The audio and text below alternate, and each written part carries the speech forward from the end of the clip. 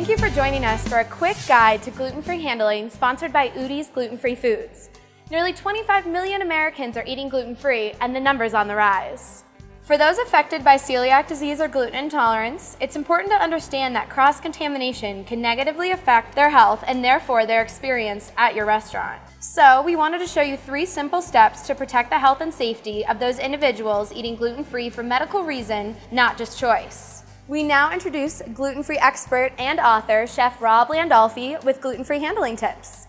Hi, I'm Rob Landolfi, gluten-free chef, author, and manager of culinary development with the University of Connecticut. Whether you work in a school, a hospital, or own your own restaurant, I want to show you how simple it is to offer gluten-free safely in your establishment. But first, how about a quiz? Gluten is a protein found in which 3 grains? Do you know which ones they are? Let me ask you another question. If I had fresh cut French fries in front of me, and I fried them in a fryolator that I used to fry onion rings or chicken parmesan, would those French fries still be gluten-free? And my third question is, out of the list of items, which ones do you think contain gluten? Maltodextrin, natural flavoring, spices, caramel coloring, none of the above, or all of the above? These are the questions on the quiz, and in a little while, we'll share with you the answers. Gluten is the protein that helps bind baked goods, such as breads, crackers, and even cereals. And it's found in 3 different grains: wheat, barley, and rye, and oftentimes oats because of cross-contamination. So when it comes to gluten-free handling in a food service establishment, you can either be good, you can be better, or you can be the best. I want to share 3 steps with you that'll make your gluten-free kitchen glow when it comes to offering customers gluten-free cuisine. The first one is separate mentality. Well, what that means is looking at all the ingredients you use when it comes to preparing a recipe. Are all those ingredients in fact gluten-free? If you're not sure, I strongly suggest you call the manufacturer and ask them, because the last thing you want is a mistake. 2 is clean and sanitize. Okay, what that means is, do you have gloves? Do you offer different cutting boards? One color for a gluten-free station, one color for a non-gluten-free station? Do you have designated fryolators for frying French fries or gluten-free items? That is what we call clean and sanitize. You even have to have different utensils, different pans. What this will do is this will help you in your kitchen to make sure that you maintain your gluten-free program. And what's the third? The third is staff education and awareness. How often do you train your staff? Ask yourself that. Do you train them on a daily basis, a weekly basis, monthly basis? I strongly suggest you do it on a daily basis, especially because we're in food service and there's a lot of turnover. What you're going to find is by doing a gluten-free menu, that'll ensure that your kitchen knows what they're doing, and it'll ensure that your front of the house staff knows what they're doing when they're answering questions for your customers. So what we have here is our perfect deli setup. This is our gluten-free area. Again, you'll notice all the red utensils, which means it's designated our gluten-free station. So what we want to do first is, again, parchment paper. That's going to be your best friend. Okay, we're going to grab our gluten-free bread and we're going to place it right on our parchment paper. Then what we're going to do is we have to use separate deli meats and toppings. You can't use the same ones that you're using on your deli bar. So right down here in the refrigerator, I have backups, which are used, again, only for gluten-free. Our turkey's gluten-free, our cheese is gluten-free, and of course our onions, lettuce, peppers, and tomatoes are naturally gluten-free. So what we're going to do first, we're going to take our turkey, place it right on our sandwich, our slice of cheese, some peppers, some onions,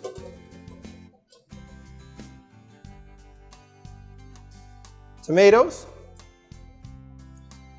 and some lettuce. And then what we have here, again, designated mayonnaise, mustard, things of that nature. You want doubles of everything. Again, only used for the gluten-free station.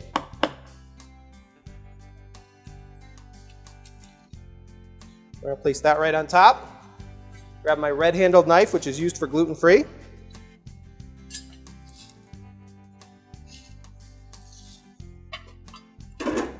And straight to the customer. What you might find is breakfast sandwiches might be one of your biggest hits. The only problem is you can't cook those breakfast sandwiches on the same flat top that you're doing your wheat roll, your bacon, or your eggs. It's all going to be cross-contaminated. So what you have to do is when an order comes into the kitchen, be ready with a saute pan for the gluten-free option.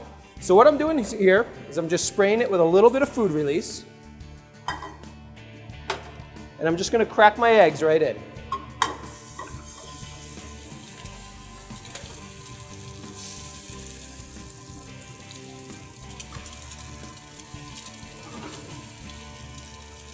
So again, I take my parchment paper, I place it on my cutting board. I grab my Udi's gluten-free bagel, and I place it right on my parchment paper.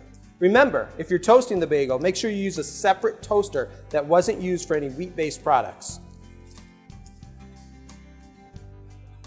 I then take my egg, and I place it right on my bagel. I have some bacon here that I did earlier. What I suggest is, again, don't do it on the same flat top. You can either do it in a separate fry pan or in the oven.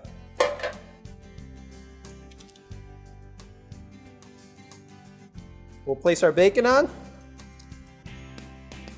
using our separate knife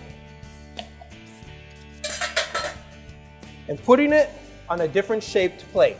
This way our customer is guaranteed that they receive the gluten-free option. We're now going to do our gluten-free pizza. Again, you notice I'm in our gluten-free area, our dedicated area. Here's our pan that we already put our foil on, so we're ready to go. I'm going to begin by using Udi's gluten-free crust.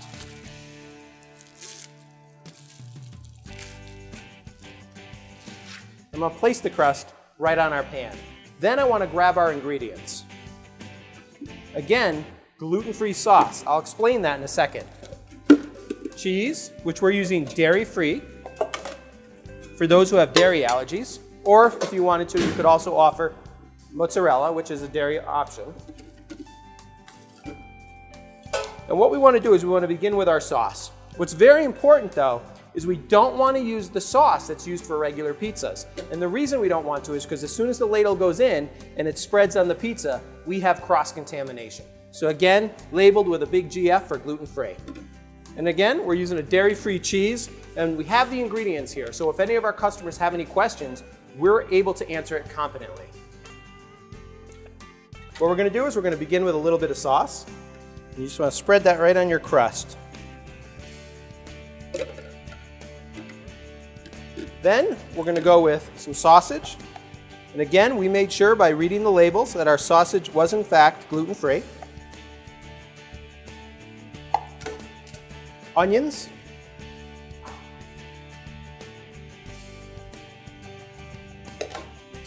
and peppers.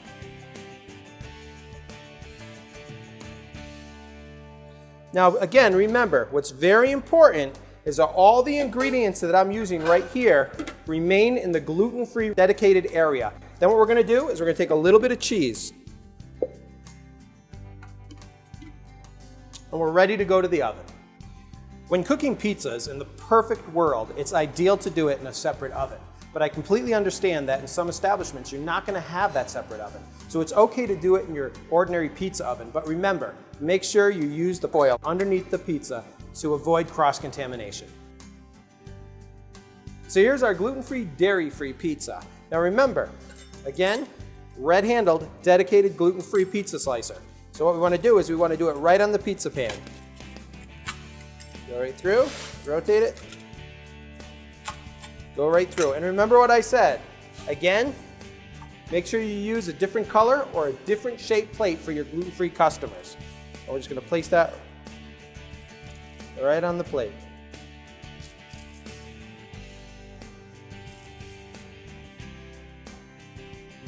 By following these 3 basic principles, your establishment's going to be able to offer gluten-free cuisine properly and safely. So remember, in order to be good, better, and possibly the best at what you do, this is what you should consider.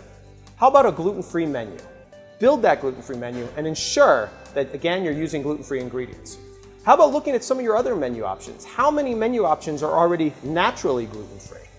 And then consider putting disclaimers on your menu, explaining to your customers how you go about preparing the food in the kitchen and handling it in front of the house. Another good thing to do is to always separate everything in your kitchen. Think of it as an allergy kit. Whether you have utensils that are separate, you might have them as red instead of green.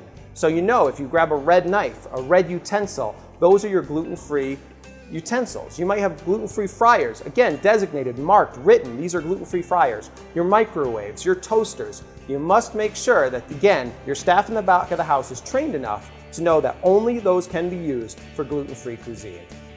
Let's go through the quiz again and see what you have learned. Gluten is a protein found in what 3 common grains?